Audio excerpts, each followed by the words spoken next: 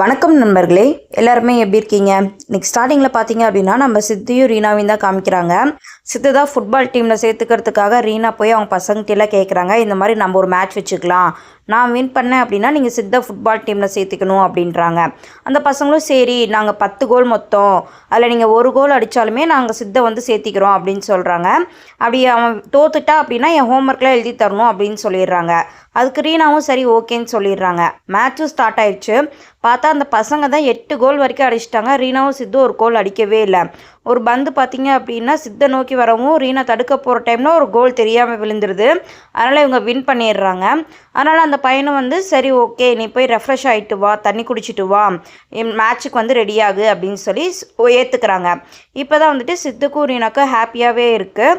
அதுக்கப்புறம் பார்த்திங்க அப்படின்னா ஹாஸ்பிட்டலில் தான் காமிக்கிறாங்க. நம்ம ரதி இருந்துட்டு சினிமா டாக்டர்கிட்ட பேசிகிட்டு இருக்காங்க. இந்த மாதிரி அடிக்கடி லீவ் போடாதீங்க சார், உங்களுக்கே இந்த மாதிரி சினிமாவில் எவ்வளோ ஆர்வம். இல்லைங்க மேம், உங்களை பார்க்க முடியாத எம்பரேசிங்னால தான், இனிமேல் இந்த மாதிரி நடக்காமல் நான் பார்த்துக்கிறேன் அப்படின்னு சொல்லிடுறாரு. அதுக்கப்புறம் ரதி ரூமில் பார்த்தீங்க அப்படின்னா அர்ஜுன் வெயிட் பண்ணிட்டுருக்காரு. ஒரு நியூஸ் பேப்பர் காமிக்கிறாரு. என்ன அப்படின்னு சொல்லி கேட்கும்போது, இவர் வந்து அப்பாவுக்கு அடுத்து இருந்த பொசிஷனில் இருந்தவர், இவரும் அப்பா இருந்த எனக்கே இறந்துட்டார், அதனால் எங்கள் ஃபேமிலியெல்லாம் யூஎஸ் போகிறனால இவரோட ஷேர்லாம் வந்துட்டு விற்றுட்டாங்க, அது மதன் தான் வாங்கியிருக்கான் அப்படின்னு சொல்லி முடிக்கிறதுக்குள்ளே மதன் பார்த்திங்க அப்படின்னா ஹாஸ்பிட்டலுக்கு வந்துடுறாரு. வந்து இந்த மாதிரி உங்கள் ஹாஸ்பிட்டலில் முக்கியமாக இருக்க டாக்டர்ஸ் எல்லாத்தையும் கூட்டிகிட்டு வா அப்படின்னு சொல்லிட்டு நம்ம தேஜுகிட்ட சொல்கிறாங்க.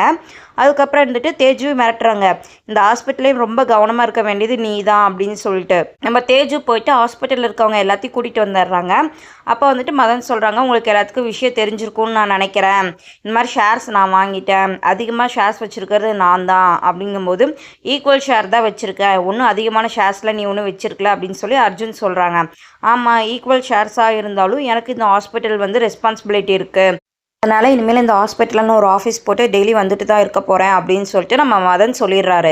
சொல்லிவிட்டு வெளியே பார்த்திங்க அப்படின்னா நம்ம ரவி வந்துட்டு தாங்கி வராங்க. அது வந்துட்டு அனிதாவும் பார்த்துட்டு ஆனால் எதுவுமே பேசவே இல்லை. அதே டைமில் அர்ஜுன் வராங்க. அர்ஜுன் வந்ததுமே ரவி கேட்குறாங்க, அந்த மதன் இங்கே என்னடா பண்ணிகிட்ருக்கான் அப்படிங்கும்போது, அவனும் ஒரு ஷேர் ஹோல்டர் ஆகிட்டான்டா அப்படிங்கும்போது, என்னதான் இருந்தாலும் அவன் சிஇஓ ஆகிட முடியுமா அப்படின்றாங்க. மேனேஜிங் டைரக்டர் இருந்தாங்க அப்படின்னா டைரக்ட் சிஇஓ இது பண்ணலாம், ரெண்டுமே அப்பா தான் பண்ணிகிட்டு இருந்தார், இப்போ அப்பா வந்து அடுத்தது யாருன்னு சொல்லாதனால போர்டு மெம்பர்ஸ் தான் முடிவு பண்ணுவாங்க அப்படின்னு சொல்லி பேசிகிட்டு இருக்காங்க. அதே டைமில் மதன் வந்துட்டு இங்கே என்ன பண்ணுறீங்க, போய் பேஷண்ட் அட்டென்ட் பண்ணுங்க அப்படின்னு சொல்லி ரவியும் அனிதாவையும் துரத்தி விட்டுடுறாங்க. இன்டர்ன் ரூமில் பார்த்தீங்க அப்படின்னா எல்லோரும் பேசிகிட்டு இருக்காங்க, இந்த மதன் சிஇஓ ஆனால் என்ன ஆகுறது ஹாஸ்பிட்டல் அப்படின்னு சொல்லிட்டு. அதுக்கு வந்து எல்லாருமே சொல்லிட்டு இருக்காங்க, அப்படி ஒன்றும் ஆக மாட்டாங்க அப்படின்னு சொல்லிட்டு இருக்கும்போது நம்ம நவீன் சொல்கிறாப்புல, யார் சிஇஓ ஆனால் என்ன, நம்ம பாட்டுக்கு நம்ம வேலையை பார்க்க தானே போகிறோம் அப்படிங்கும்போது, உனக்கு என்னப்பா மதன் சிஇஓ ஆனால் உன்னோட நோட்டீஸ் பீரியட் கேன்சல் ஆயிரும் நீ நினைக்கிற அப்படின்னு சொல்லி தேஜு சொல்கிறாங்க. நீ இவ்வளோ செல்ஃபிஷாக இருக்காத அப்படின்னு சொல்லிட்டு நவீனை பார்த்து சொல்லவும், யார் செல்ஃபிஷ்னு உன்னை விட எனக்கு நல்லாவே தெரியும் அப்படின்னு சொல்லிட்டு அங்கேருந்து கோவமாக போயிடுறாப்புல. அர்ஜுன் வெளியே வந்து பார்க்கும்போது நிறைய திங்ஸ்லாம் இருக்குது. அருணாட்ட கேட்கும்போது மதன் தான் வாங்கிட்டு வந்து வச்சாங்க அப்படின்னு சொல்கிறாங்க. மதனும் வந்துட்டு, நீ யாரை கேட்டு வாங்கி வச்ச, இதெல்லாம் வந்து கலந்து பேசி தான் முடிவு எடுக்கணும், நீ உன் விஷயத்துக்கு முடிவு எடுக்க முடியாது, நீ ஹாஸ்பிட்டல் ஃபண்ட்லேருந்து தானே வாங்கியிருப்ப அப்படின்னு சொல்லிட்டு அர்ஜுன் கோவப்படுறாப்புல. மதன் உடனே அருணாவை கூப்பிட்டு டாக்டர்ஸை கூட்டிகிட்டு வா அப்படின்னு சொல்லவும் நம்ம ரதியும் சினிமா டாக்டரும் வந்துடுறாங்க. வந்துட்டு இந்த எக்யூப்மெண்ட்லாம் வாங்கலாம் தானே இருந்தோம் அர்ஜுன், அது இப்போ மதன் வாங்கிட்டாப்புல, இதில் என்ன இருக்குது, இது ஹாஸ்பிட்டலுக்கு தேவையான ஒரு விஷயம் தானே, விட்டுரு அப்படின்னு சொல்லிடுறாங்க. இப்போ பார்த்தீங்க அப்படின்னா மதன் வேணும்னே வந்து அர்ஜுனை டீஸ் பண்ணுறாங்க. இப்போ 4 பேர் தான் இருக்கோம், இதில் நம்ம ஓட்டிங் எடுத்தாலே வந்து யார் வின் பண்ணுவாங்கன்னு உனக்கே நல்லா தெரிய மாட்டேங்குது அர்ஜுன் அப்படிங்கிறாங்க. அதுக்கு ரதி இருந்துட்டு, உங்கள் சண்டையில் எங்களே தேவையில்லாமல் இழுக்காதீங்க அப்படின்னு சொல்லிட்டு அங்கேருந்து கிளம்பிடுறாங்க. அப்படியே பார்த்தீங்க அப்படின்னா ரவி தான் காமிக்கிறாங்க. ரவி இருந்துட்டு காலில் அடிபட்டிருக்கனால பாரதி ஃபோன் பண்ணி, இந்த மாதிரி வரீங்களா, நான் வீட்டுக்கு கூட்டிகிட்டு போகிறேன் அப்படிங்கும்போது, அதெல்லாம் வேண்டாம் எனக்கு வர தெரியும் அப்படின்னு சொல்கிறாங்க. ரவி பேசிகிட்டு பாரதி கட் பண்ணிடுறாங்க.